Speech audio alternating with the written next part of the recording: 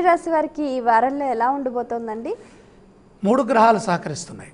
ప్రధానంగా పంచమంలో శుక్రుడు, షష్ఠ స్థానంలో రాహు, బుధ గ్రహాలు.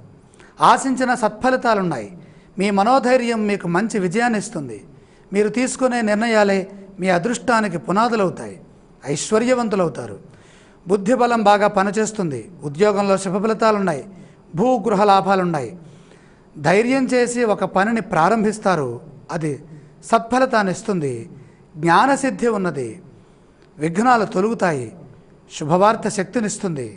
ధనయోగం వల్ల ఆనందాన్ని పొందుతారు. మీనరాశి వారు పఠించవలసిన స్తోత్రాలు ఏవండి? ఇక్కడ మహాలక్ష్మి ధ్యానం చేసుకోవడం చాలా ఉత్తమం.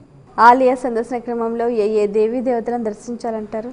లక్ష్మీనారాయణ సందర్శనం వల్ల ఐశ్వర్యం మరింతగా పెరుగుతుంది. ఈ రాశి వారు చేయవలసిన దానాలు ఏవండి? ఇక్కడ ప్రధానంగా పంచమంలో రవి, చతుర్థంలో చంద్రుడు. చంద్రుడికి బియ్యాన్ని, అలాగే రవికి గోధుమల్ని ప్రీతిగా దానం చేయాలి. చాలా సంతోషం అండి.